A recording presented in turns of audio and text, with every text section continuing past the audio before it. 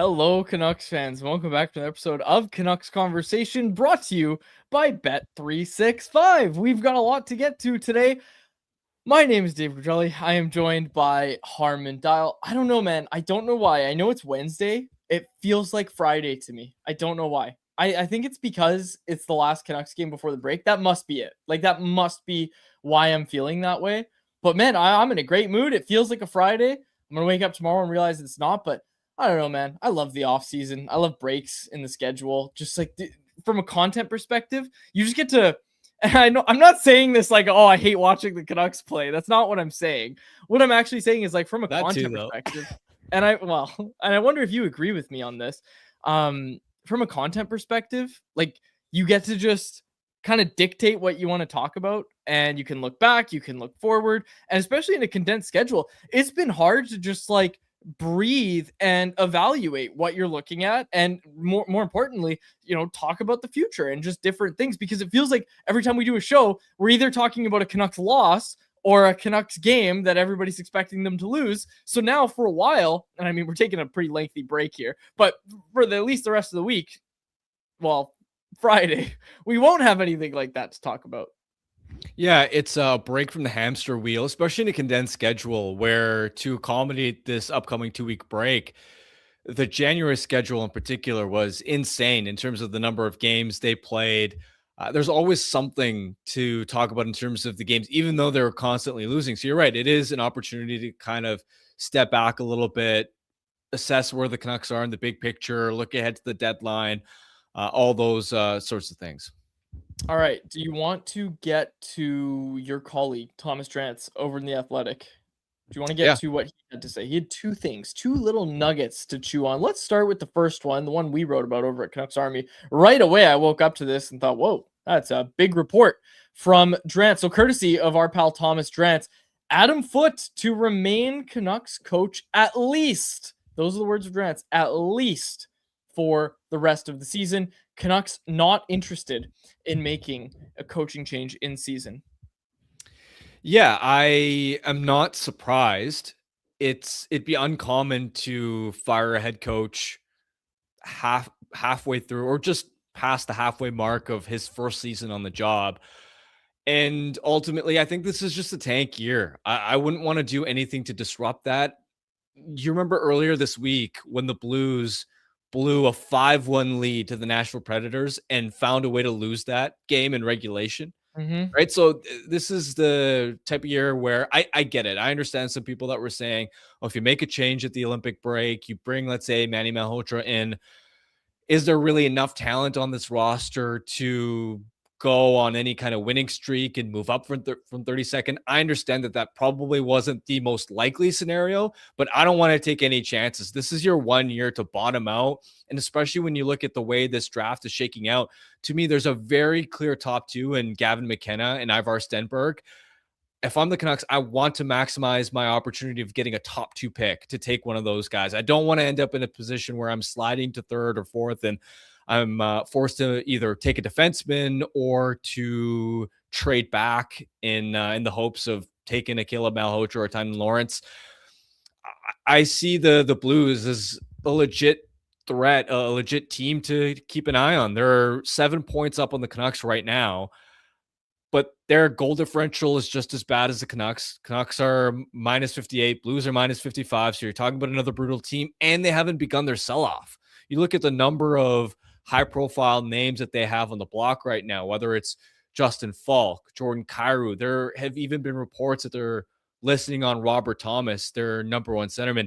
And it's not to say that all of those guys will get dealt, but the Blues are a team that could move out some of their Braden Shen even could move out really good players and further weaken their roster.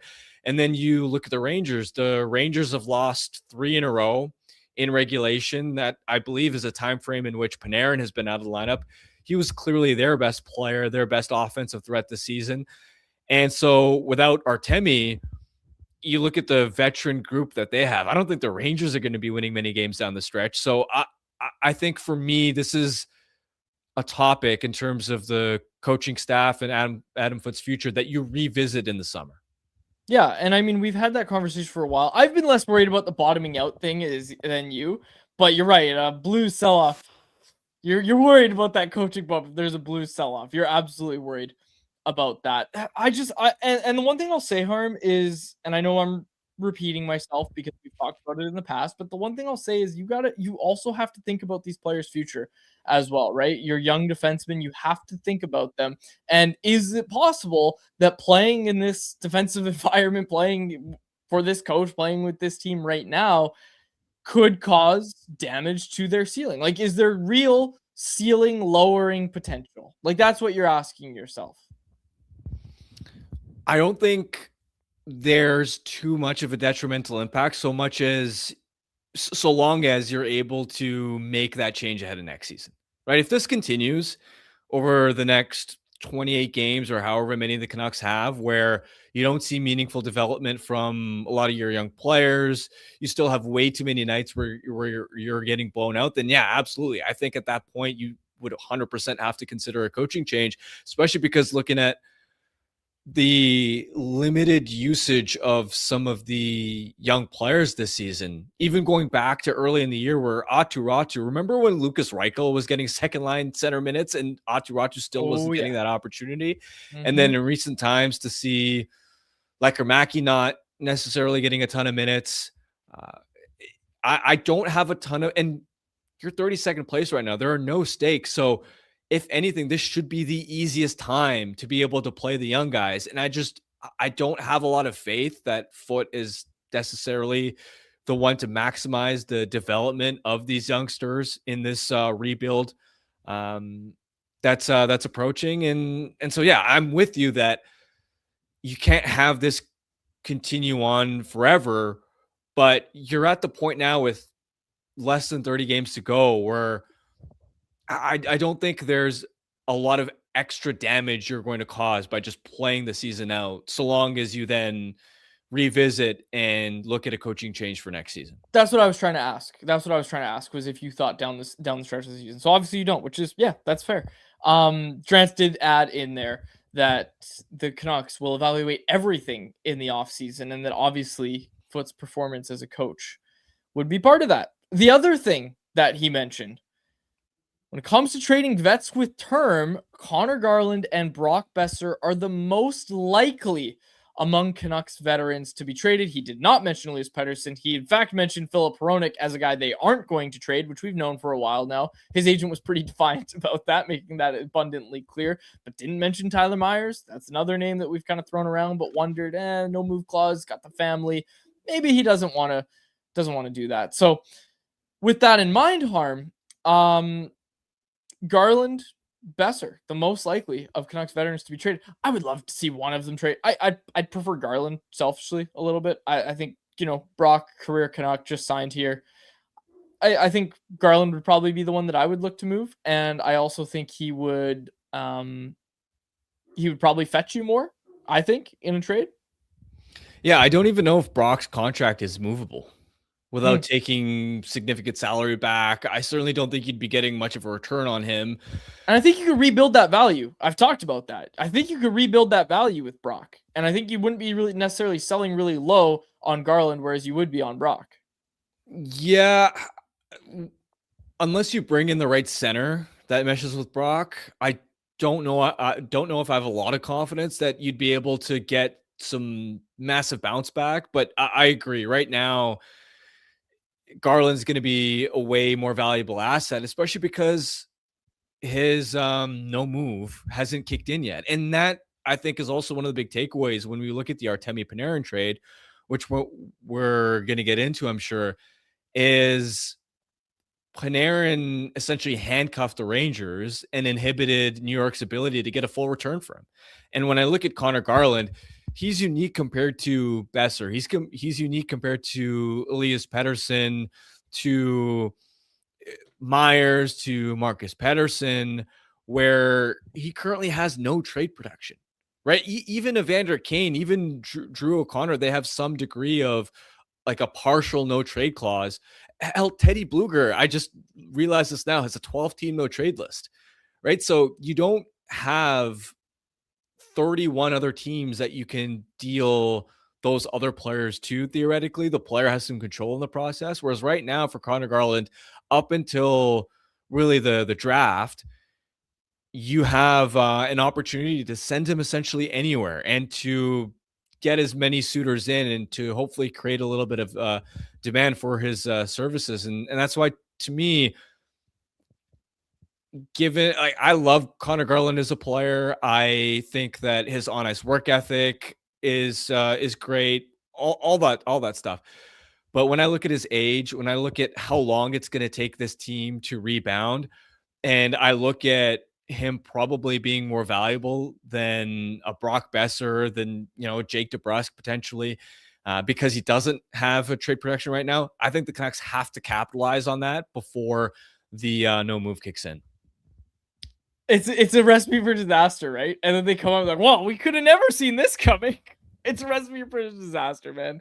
So yeah, that's obviously a situation we'll keep an eye on. I wanted to talk Canucks Golden Knights, but we've got some news to get to. This segment, our next segment, is brought to you by Pacific Blue Cross. Win the ultimate Canucks road trip. Get Pacific Blue Cross travel insurance for your chance to see the Canucks on the road, complete with flights, hotel, lower bowl tickets, and more. All right, Artemi Panarin has been traded to the LA Kings. Now, this is gonna be a little reverse sticker shock because he went for a third-round pick, basically. And what did you say yesterday, Harm? What did you say yesterday? Go ahead, take your victory lap. I don't need to take a victory lap. I don't think I'll do it for you. I'll do it for you. My co-host, I'm taking your victory lap for you. Said yesterday. What did you say exactly? Oh yeah, you were like, the trade return. See, this is why you should have said it. But the trade return you warned might be less than people think, and that Panarin could screw them over and say, "Hey, I only want to go here." We don't know if LA was the only place he wanted to go. I'd assume it's a pretty short list, and that LA was one of those teams. We heard about the Florida teams as well. LA's sunny. Artemi Panarin goes to LA and signs a 2-year extension at $11 million annually. Yeah. So there were multiple reports that came out in the aftermath. I think Molly Walker, Vince Mercliano at The Athletic, I believe someone else as well. Multiple reporters close to the situation in the aftermath of the deal that said LA was the only team that Panarin's camp was willing to go to after having explored the other opportunities and presumably having figured out that, okay, Florida and Tampa and some of these other destinations that he was originally considering weren't feasible opportunities. The New York Rangers had one trade partner to deal with at the end of the day, and this is what happens. You end up with no leverage. If you're Ken Holland negotiating this trade, you would have, well before you talk to Chris Drury and start working on the specifics of a deal and the specifics of a proposal, you would have had in-depth conversations with Panarin's camp and known exactly where their headspace is at, exactly what options they're considering. And so going into those talks, Ken Holland must have known, I'm the only destination that Panarin's willing to go to, so I don't really have to give up much.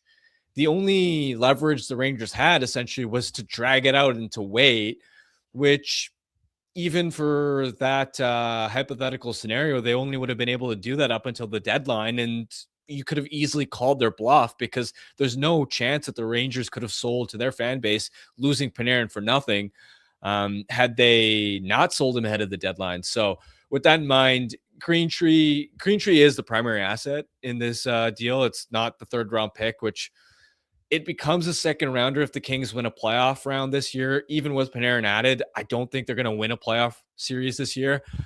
Green Tree, late first round pick in 2024. He's a decent prospect, but he's nowhere near an A-level prospect. He probably tops out as a middle six forward at the NHL level at best. And it's similar to the Brad Marchand situation from last year as well, where Boston got the conditional second that ended up becoming a first because Florida won the Stanley Cup. It's a far cry from, let's say, Brock Nelson last year, where Islanders had a number of suitors they could consider with Nelson, and so they were able to get a first-round pick. They were able to get Cal Ritchie, who is a true A-grade prospect, significantly more valuable than Greentree, especially as a center, and then another draft pick as well. So that discrepancy, to me, all comes down to the no move situation and the Rangers just having no leverage. Yeah, and that's a tough first piece of the retool. Like, that's the kind of part of it that, I don't know, when you come out and say we're retooling and then reports come out that we're not re-signing Artemi Panarin, you're thinking, okay, well, they'll at least get something for Artemi Panarin. I know there was a warning that, hey, this might not be great, but yeah. Well, I wonder, it's a tough one for the Rangers to deal with. When we talk about them having no leverage in dealing with the Kings or whatever team Panarin would have picked as, hey, I'm willing to go here, it probably hurt New York that it came out so clearly that there's no chance Panarin is re-signing, because that would have been your only other leverage if you were, let's say, hypothetically trying to work a deal out with the Kings. That would have been one scenario to float as a potential, hey, if you're just giving us scraps, we could always just re-sign him. That would have been your legit threat to walk away. But this is where I don't know how it originally came out, but when it becomes so clear that there's zero chance of Panarin re-signing in New York, and honestly, that seemed like it was more reluctance on the Rangers' part than it was on Panarin's part. Well, then you lose that as a potential card to play as well. Yep, 100%. All right, Harm, my co-host who doesn't check the chat or use his phone during the show, we're about to tell you a story and we had some legit breaking news right as the show went live. I would guess, don't look at your laptop. I see you changing tabs. I would guess if I gave you 100 guesses. Private chat.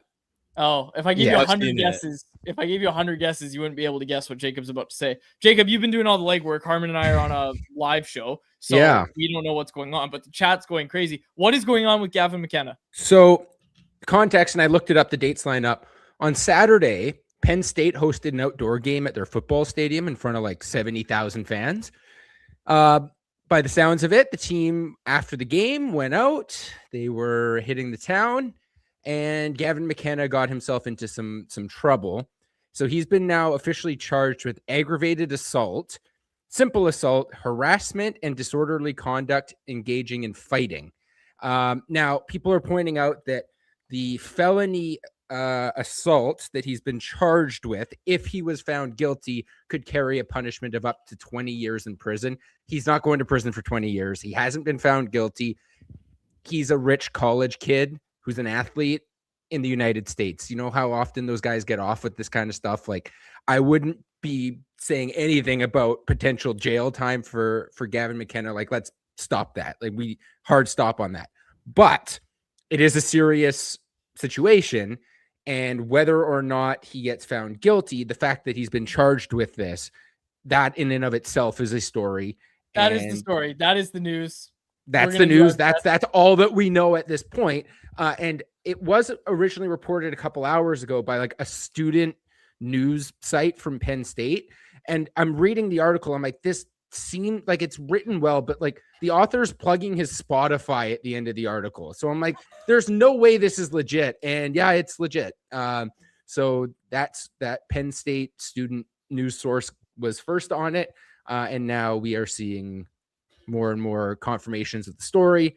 And that's all we know at this point. Charges have been laid. He's not been found guilty. I, in my opinion, would say that, as we often see with college football players, this stuff ends up getting brushed under the rug at some point down the line, but still a very serious situation no matter what.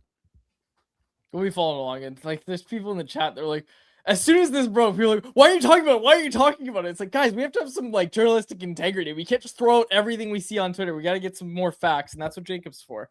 Anyways, yeah, like I said, we're just going to deal with the facts. So what do you think the guy said to him, Harm? I will say also, people asking about his age. He is 18. He's not a minor. He turned 18 in December, so he's not a minor committing this crime. So that's just something else to keep in mind. Wouldn't that? Never mind. Never mind. Yeah, I'm gonna do my best not to make jokes about it because that's my first thought. But I will read this joke from T. Rogers. He said he saw this on Twitter. Gavin McKenna was going to get drafted by the Canucks and caught a felony because he preferred prison. It's a joke, but it's a good joke. I had to read it. All right. Yeah. I do wonder, like, I agree with you, Jacob, that like oftentimes these things kind of get swept under the rug, but him being a Canadian in the States, that is the part where, as we know with what's going on in the US, I think that is the one concern you could have right now. That's concerning to me. Like if he was American, I wouldn't be as worried, but a Canadian doing that in the States, I'm not a legal expert by any means, but that definitely complicates things. If he grew up in Ann Arbor, Michigan, I think this gets swept under the rug pretty quickly, but we'll see. Ian Cole's hometown. So Ivar Stenberg is up to 29 points in 31 SHL games. What a player. All right. Do you guys want to get to... Oh, yeah. The Canucks play tonight. Canucks Golden Knights. Let's get to it. This segment is brought to you, oddly enough, by nobody, which is great. All right. Our Canucks Golden Knights tonight. What are you expecting to see out of Vegas?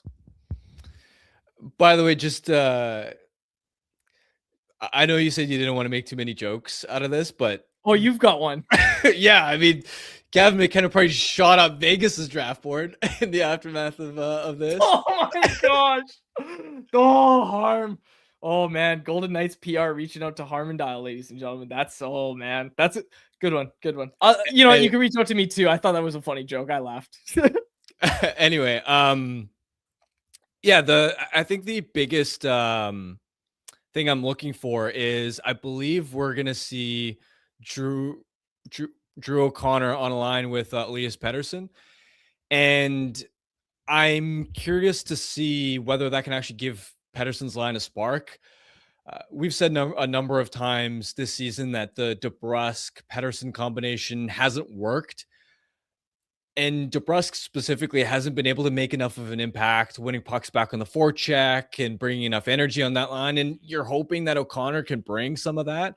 Sure, would it have been maybe nice to see Liam Ogren get an extended look there?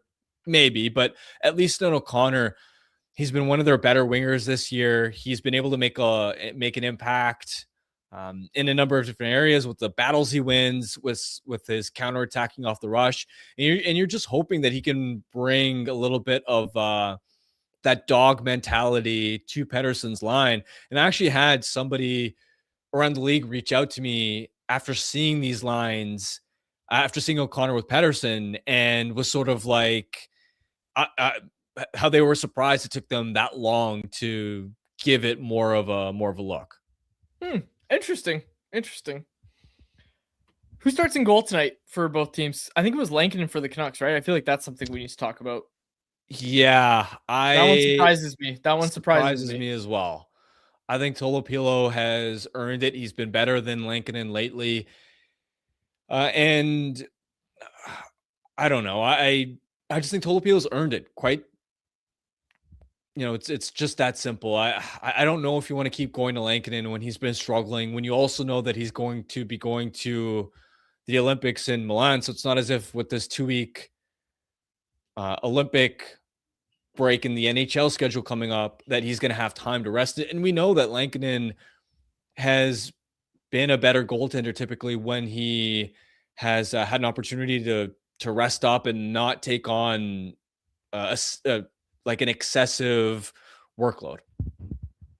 I will say this. I wondered about this aspect of it. Like I wonder, and this isn't a report, obviously. This is just something I wonder. I wonder if Lankinen went to the coaching staff and said hey, I'm about to head to the Olympics. I don't like where my game's at right now. Can I have this start just to try to get right before going to the Olympics? I just wonder about that. I wonder if this is a start he wanted, Yeah, that's fair. And from that perspective, I understand it. Yeah, I think that would make it more understandable because even though Lankinen's been struggling, by all accounts, he's been an awesome teammate. And I've never seen him pout in the locker room. He's been a great guy to deal with. And I understand Olympics come around once every 4 years. So yeah, if that was the situation that prompted the coaching staff to give Lankinen tonight's start, I would then understand that and agree with it. But if this was purely based on merit or just the coaching staff's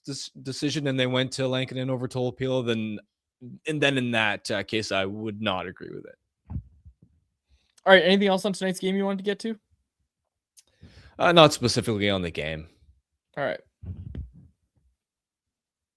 Then let's get to anyone else, which is brought to you by our friends over at Greta, a great spot for all games, home and away. The big game, you know which game I'm talking about, is this Sunday, February 8th. Greta's having a big party. They're going to have giveaways, prizes, and more. See if you can get a reservation. I think I'm honestly, like, let me see if I can find out if they're still taking resos. Greta Bar. Yeah, here we go. GretaBar.com is where you want to go.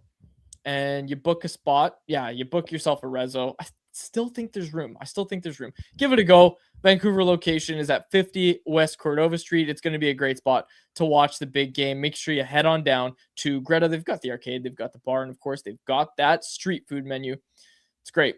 All right, let's get to anyone else. Now, I'll say this. Like, I don't know how many times we have to repeat ourselves, but I'll do it because we got some time. I got time today, folks. Kevy Metal in the chat, who's a regular listener to the show, so we appreciate your contribution. But he said, why doesn't media in Vancouver go scorched earth on how negative Rutherford and Alvin have been for this market? It's one fail after another. Where's Tony G when you need him? Now, I agree. Where's Tony G when you need him? Love me some Tony G. But that being said, like, are we really sitting here and saying, oh, everything that's gone wrong is all Jim Rutherford and Patrick Alvin's fault? Like, we were in diapers talking about this team needing to rebuild, and not actually, but seriously, like, it goes above that. We've talked about ownership before, and we've talked about the refusal to rebuild. We've talked about when Mike Gillis pitched to rebuild and how that would have been the time to get it done. Then Trevor Linden wanted to do it. And then guess what? Trevor Linden was no longer the president. And then Jim Benning got a kick at the can. And I don't think Jim Benning was a particularly great general manager. I don't think Patrick Alvin's a particularly great general manager. But are we really going to sit here and say this is all Jim Rutherford and Patrick Alvin's fault? Like, come on. It's ownership. And now it looks like ownership's on board with a rebuild. And now what's happening? Things are starting to look up. Things are starting to actually look good. And now all it's going to take is them drafting well, which, by the way, ownership's not in the room picking who they're going to draft most of the time, any of the times you would hope. They're not picking who you're going to draft, and that's what's most important right now. What ownership is signing off on is, hey, yeah, you're allowed to go trade these veteran players. You're allowed to go trade away and go get these future assets. You're allowed to do that. That's what ownership's signing off on. But in terms of who's drafting the players, that's Rutherford and Alvin. And guess what? I'm pretty pleased with what this management regime has done at the draft. With the picks they've gotten, you have to be pretty pleased with what they've done. Yeah, I agree with you for the most part, but I also understand that a large chunk of this market just doesn't have confidence in this front office to pull it off. Which is fair.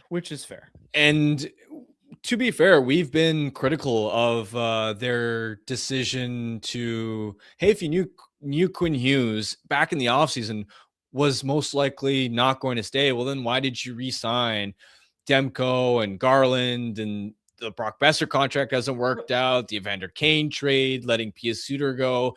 Last year's trade deadline where they didn't trade Suter or Brock as rentals.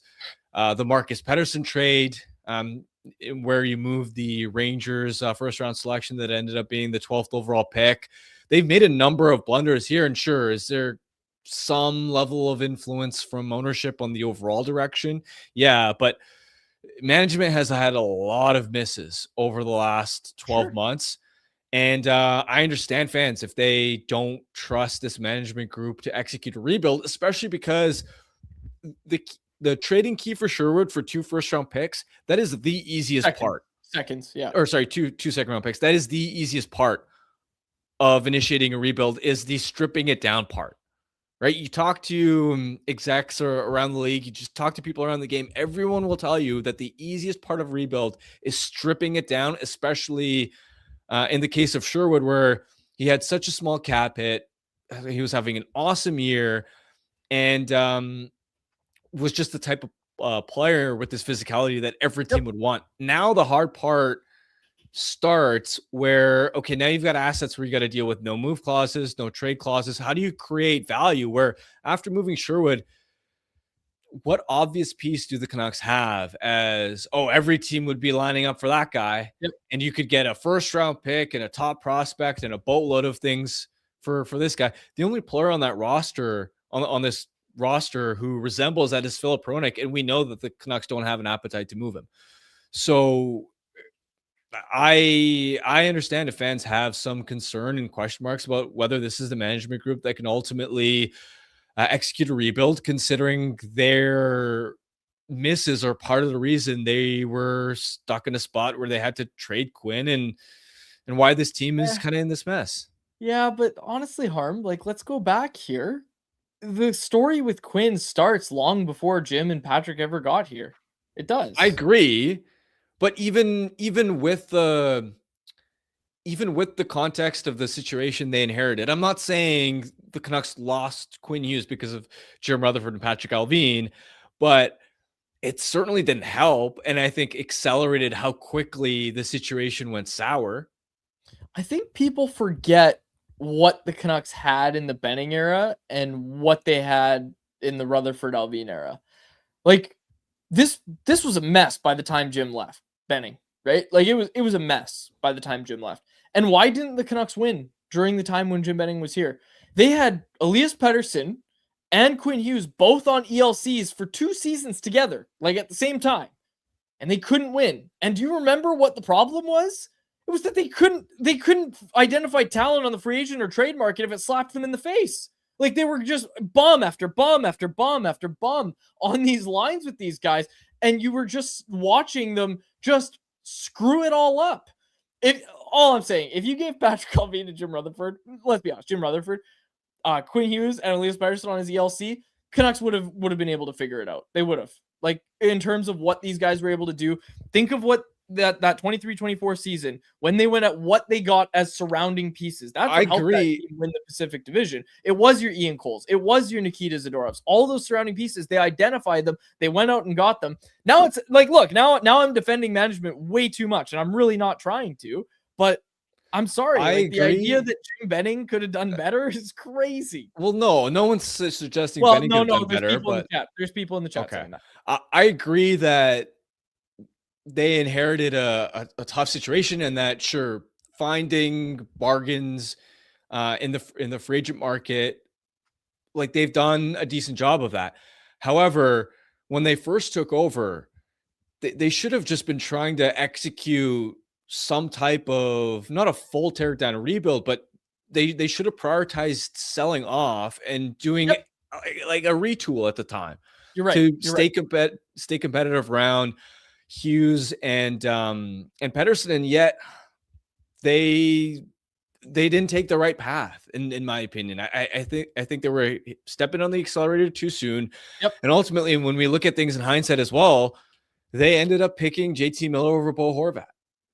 That's true. And like, you had Horvat, Miller, Pettersson down the middle.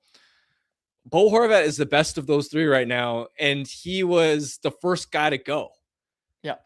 And I think that reflects not just in terms of the on-ice stuff, but also at the time not recognizing the difference in the leadership styles and the friction that JT and Pettersson had with one another. The blow-up didn't just happen last season. This had been building for a while. It was something that Travis Green had to deal with in terms of, hey, JT and Elias Pettersson don't always get along. Management decided to pick JT, and in the beginning, for the first year or two, it looked like, okay, this might have been the right decision, but clearly it's been a disaster since then. And so, yeah, I agree with you. They inherited a tough situation, but I don't think they necessarily did a great job. And I just look at where the roster is at right now. And how dire things look, and I don't know. I think it's fair if fans don't have a lot of faith in this front office.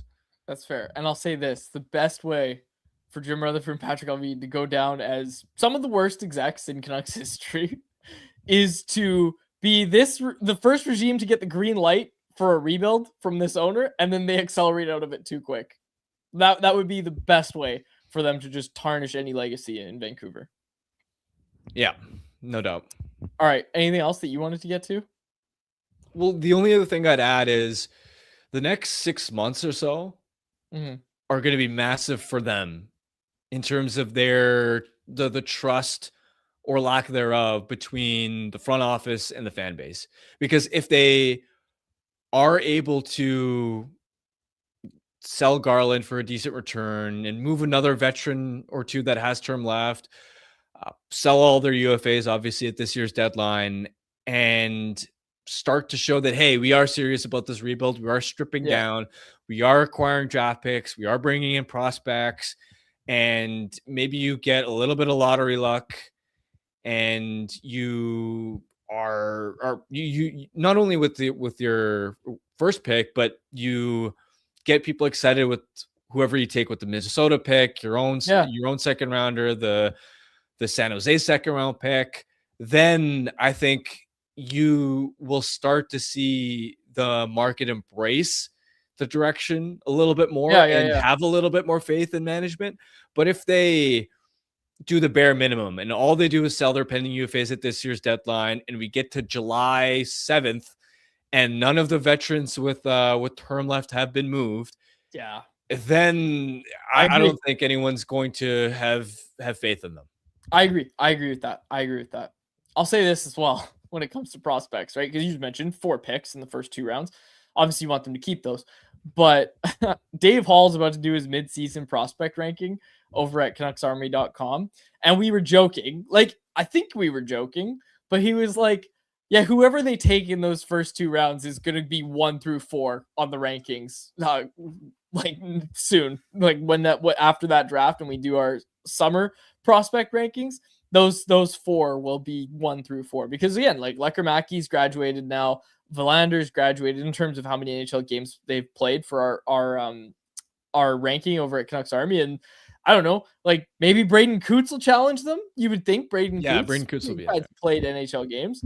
It'll be Coots plus those 4, I think, is no. Whoever they take it first or second is going to be the number. Oh yeah, I'm talking about the top 5 in the rankings. Coots is slotting behind them, but Coots plus the 4 that they take in the first 2 rounds. Yeah, okay.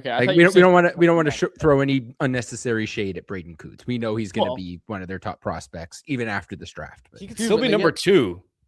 Yeah, exactly. You'd hope he's number 2 if they land Stenberg. And hey, maybe they get McKenna with the Minnesota pick. You never know. All right. We got a super chat. It's from Owen Jay-Z. It's for 279. He said, Stenberg first overall now, or what? If I were a betting man, I would assume Ivar Stenberg is likely gonna go first overall. But we'll see. But and hey, this is just on ice stuff. McKenna wasn't celebrating. McKenna wasn't Bedard, where it's a can't miss first overall pick. There was already a conversation around if he was gonna be the first overall pick, and you throw in the events of today, it might make it a little easier for a team that was on the fence to say, okay, we're going to go Stenberg. Anyways, we'll see. We'll see. Lots of time left. And again, the legal process needs to play out. Well, also after World Juniors, McKenna had been playing a lot better. Yeah, I know. Mixtape I retweeted as well, where it wasn't just, all right, he's putting up a lot more points, but he looks stronger on his feet, better protecting the puck. Effective down low in certain situations where you're thinking, okay, he's starting to adapt much better from a physical standpoint. And this is, it was the exact steps that you wanted him to take post World Juniors. And he was, at least in my mind, I mean, I can't speak on whatever's happened today, but if you asked me yesterday, gun to my head, who am I taking? Yeah, same. I probably would have leaned McKenna. Yep. I've been saying McKenna for a bit now. I have been. He's been looking good on the ice. Okay. It's so hard to pivot from this stuff, but all right. Yeah, that was the super chat. It was brought to you by our friends over at the BC Mental Health Foundation. You want to make sure your question or comment gets in the show, hit us with a super chat. Proceeds from our super chat go to the BC Mental Health Foundation, changing the face of mental health and addiction by supporting breakthroughs in care, public understanding, research, and knowledge exchange. I want to talk about this as we continue. Anyone else here? I want to talk about this article over at Canucks Army yesterday from Stéphane Roger.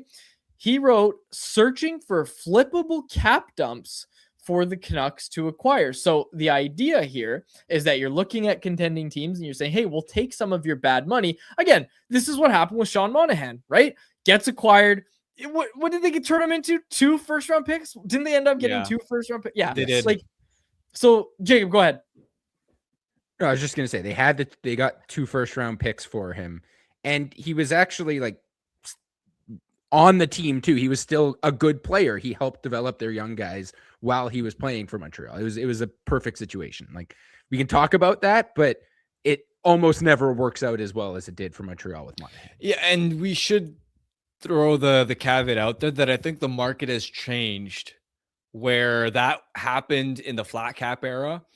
And I think last summer we saw a shift where it's been easier for teams to move some of these inefficient contracts. You look at the Oilers, for example, they're able to get positive value for Evander Kane. They're able to get positive value for Victor Arvidsson. They didn't have to pay anybody to get off of those contracts. And it wasn't just those teams where you're saying, oh, well, it's just the Canucks that did them a favor. You also look at Eric Holla. The Devils were able to get off his contract. Nashville took him on. Seattle was able to get off of Andre Burakovsky. The only cap dump trades where the team that absorbed the contract was able to get a significant sweetener. It was Pittsburgh with the Matt Dumba one where they got a second-round pick, and with the Connor Clifton one where they also got a second-round pick. It only happened twice this entire past summer. So I think even when you look at the recent Palat deal, that seemed pretty light. It was pretty painless you look at Palat's contract, signed through next season at a $6 million cap hit. And the Islanders did send back Siplikov, who was out of favor there. And I believe his cap hit was $2.25 million. So for the Devils, the net savings were $3.75 million against the cap, but it only cost them a 3rd-round pick. Like, that was a very relatively painless exit for New Jersey on a contract that seemed like an anchor. And so before we get into this conversation, I think it's important to set the stage and sort of mention that the days of acquiring a Monahan and getting a 1st-round pick for it, and then you're also going to sell Monahan at the deadline for a 1st-round pick, that I don't think is possible anymore just because there's so much more money in the system. But it's still a worthwhile avenue to look at if there are specific opportunities that make sense. Okay, here are the names that were thrown out by Stéphane in the article. Brendan Gallagher, Alex Killorn, Andre Palat, Philip Deneau, Ryan Strome, Jordan Greenway, Andrew Mangiapane, Warren Fogle, Stefan Noesen, and Garnett Hathaway. Now, I know Philip Deneau has been pretty bad in Montreal. They were kind of banking on a bounce back. It hasn't come. There is zero chance they're trading Brendan Gallagher. I think there's no, that would be wild to trade, maybe in the offseason. Well, even Deneau. Yeah, exactly. Well, yeah, so Deneau, but I would put Deneau at a 1 or 2% chance, but 0 for Gallagher. There's no way that Habs would trade Gallagher. Guy's a lifetime Hab. They're just on the up and up now. He's been a good pro for them. That'd be disrespectful. I would be mad. I would be legit mad if they traded Brendan Gallagher in season. Yeah, Jacob, I think you should chime in. You probably got the best perspective on the Gallagher situation. Yeah, I think they probably keep him just because he's got playoff experience. He's a leader. He's gonna retire a Montreal Canadian, and he's got 16 or 17 points this season. He's basically a 4th liner at this point, making a lot of money. But I think Montreal's not strapped to the cap right now. Where they are in their rebuild, again, they're ahead of schedule. Brendan Gallagher is going to remain with Montreal. They're not going to move. Yeah. I would say, because Drance and I are coming up with our own list around this topic for next week, I'd make a point of trying to see if the player I can get is like a center, because it would help them in terms of their short-term immediate needs for next season as well, and stabilizing that position. And also because centers then end up being more valuable down the road. I think if you view this idea of let's take somebody on, resuscitate their value, and then trade them again, I think you're going to get more value on the trading them again part than on the initially acquiring them. How much of a sweetener is the other team willing to pay you? And so I would look at Ryan Strome, for example, who before this season had 3 consecutive seasons as a 41-point scorer in Anaheim, a serviceable middle six guy, good around the locker room. I don't know how much of the Ducks social content you've checked out over the last year, but he's a very kind of like upbeat, positive, funny dude. Right shot center as well. And so this year he's been marginalized because the Ducks have just had so many higher profile forwards break in. Carlson's taken the next step. Cutter Gauthier, Beckett Seneca is a rookie. Mikael Granlund, Chris Kreider. He's just been buried down the depth chart, and his minutes have plummeted. And so his production is down this year, 8 points in 32 games. But if I'm the Canucks, I could, and for Anaheim as well, they're going to be motivated to move his contract ahead of next season because they got to extend Leo Carlsson this summer. They got to extend Cutter Gauthier this summer. And because Lacomb's $9 million extension or whatever it is kicks in next season. So you've got a lot of money, extra commitments that you're going to have to make next season if you're Anaheim. And so I would, if I'm Vancouver, love to take Strome on. Maybe the Ducks pay you a mid-round pick to do that. I would throw him into legit middle six usage and think, hey, this guy could still give me 40 points if he's able to bounce back. And then at the deadline, I can retain on him, and his contract expires at the end of next season. And could I get a second round pick for him at next year's trade deadline? That's the type of opportunity that appeals to me. What about Patrick Laine? That's getting thrown around in the chat. No, apparently, I think one-dimensional. I don't see a use for him. You're taking this team, in my opinion, has too many wingers right now, and I don't know. Like, to me, throwing Laine to get usage out of him, you have to throw him on PP1, which means that opportunity is taken away from Lecker-Mackey. And where are you going to play him at 5-on-5? And I just don't think you can resuscitate his value enough to where he'd get you a meaningful asset. That's fair. That's a good point. The resuscitating value part of that equation might be a little tough with Patrick Laine. Anyone else that you wanted to mention? Well, Drance and I are also going to have Barrett Hayton on the list. Well, save your list. You can save your list. You don't need to rattle off your whole list. But I also like list. Sorry, who else was on it? Oh, sorry. Hold on, I gotta pull it up again. I mean, you can rattle off your whole list if you want to. I just thought you'd want to, give people. I'm not gonna rattle off the whole list, but Hayton as another center would be interesting. I don't think that's a scenario where Utah would pay him would pay you for it, because he's pending RFA with arbitration rights, so they could just not qualify him if it came to that. But Utah fans have been pretty underwhelmed by his play this year, and yet when I look at Hayton, he scored 46 points last year and 20 goals, and has the high pedigree of being a former top 5 pick, and not just, all right, he scored 20 goals and 46 points for Utah last year, but in 2022-23, he also had 43 points. So he's alternated between being in the 20 goal, 40 point range and then having a down year. He's back in a down year. If there's basically no acquisition cost for him, I would love to take him on, juice his minutes, and hope that he bounces back to the 40 point range, and then at some point down the road flip him to another team. I like it. All right, we got a super chat here. It's from Condones. He said, of course, all this, he's talking about stuff with McKenna, happens to the number 1 draft pick when Vancouver actually has a chance. Are we serious? We'll see. We'll see how this all plays out. But thank you for the super chat. It's a $5 donation to the BC Mental Health Foundation. All right, this is one from T in the chat who said, "What is the best move this current management group has done to date?" That's a good question. I'm gonna go.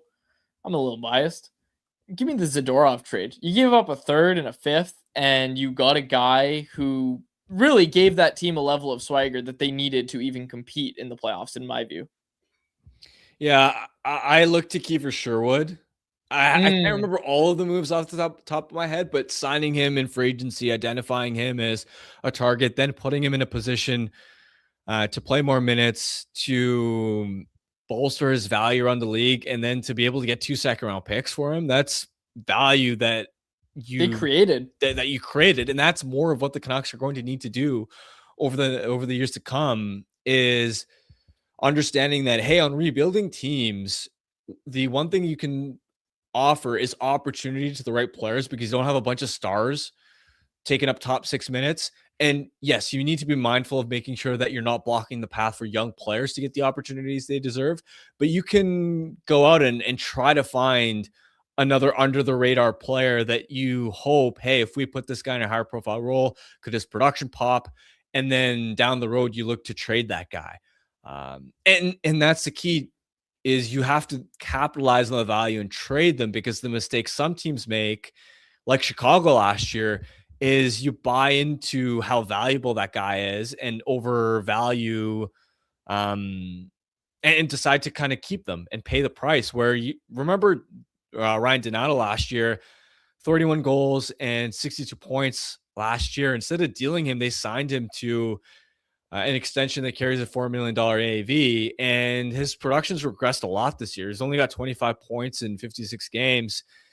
So that part you have to be mindful of as well. But yeah, I think Sherwood, among the moves they've made, so it would certainly be near the top of my list. I hope we're not missing anything super obvious.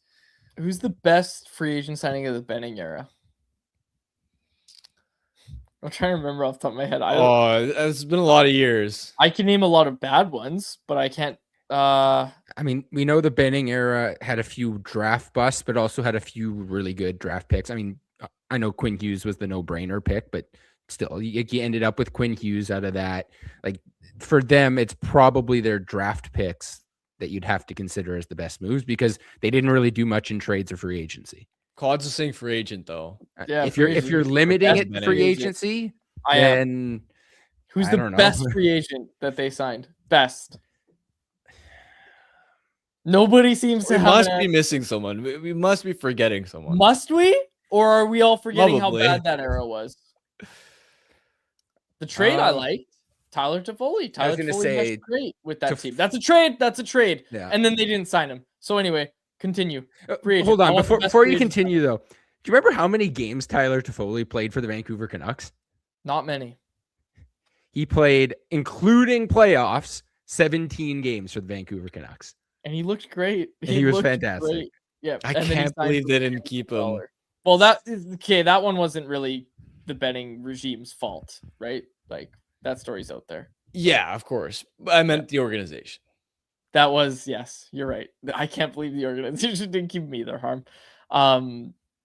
Any Stetcher. Oh my gosh, Troy Stetcher is getting the college vote free agent. Yeah. Oh yeah. I mean, yeah, he's okay. I don't know, man. That. I mean, it illustrates my point that I'm trying to make. That holy smokes, that's a pretty bad free agent signing. Like, their work with free agents is pretty bad as a whole. Anyway, I'm just killing time.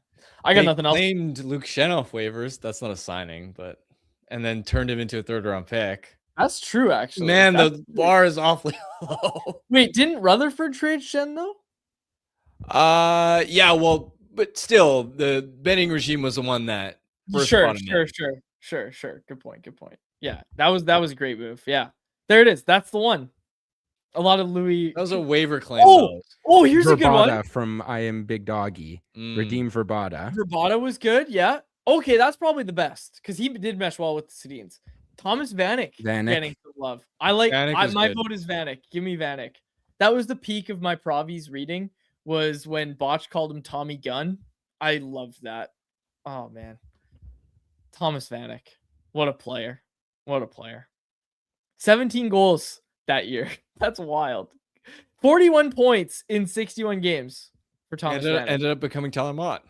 Yeah, ended up becoming Tyler Mott, which they kind of buffed that one a little bit. But hey, that's yeah, what a player. Oh, I love me some Thomas Vanek.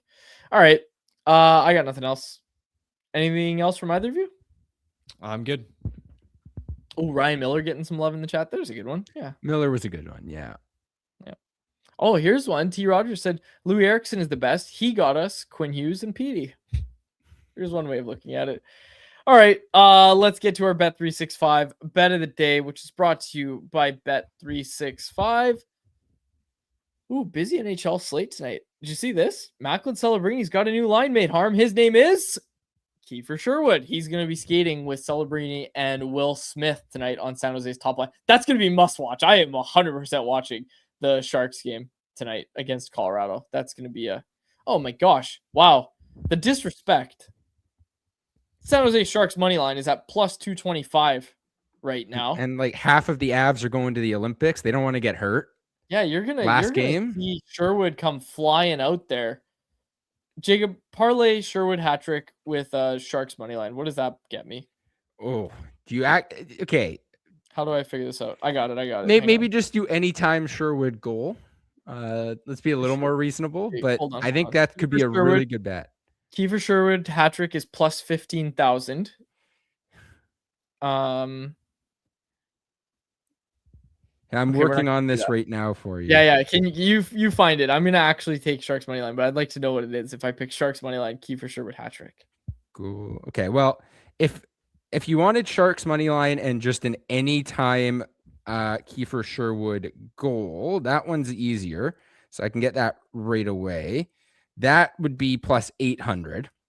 Now, if you want a hat trick, this one's a little harder to work out on Bet365. I'll get there. Give me a sec. All right. Sharks money line is at plus 225 tonight. That's our bet of the day. It was brought to you by Bet365. Whatever your bet is, it's never ordinary at Bet365. Download the app and get in on the game. Use the code NATION at Bet365. Must be 90 plus to play. If you choose to play, please play responsibly. Jacob, you have an answer for me? I can't, for whatever reason, I can't find the goals, but you can get 3 points for Kiefer Sherwood, plus a Sharks money line for plus 2,800. There you go. Not as good, obviously, as a hat trick, but hey, maybe he sets up Celebrini for a couple. So yeah, there you go. I'm excited to watch those two work together. All right, well, we will close it out there for my co-host Harman Dial and our technical producer Jacob Bazar. My name is Jacob Bujelli. Thanks so much for the episode of Canucks Conversation. Canucks Conversation is live Monday through Friday, every weekday at 2 p.m. over on the Canucks Army YouTube channel. Make sure you like, subscribe, and interact in the YouTube live chat every day with us, folks.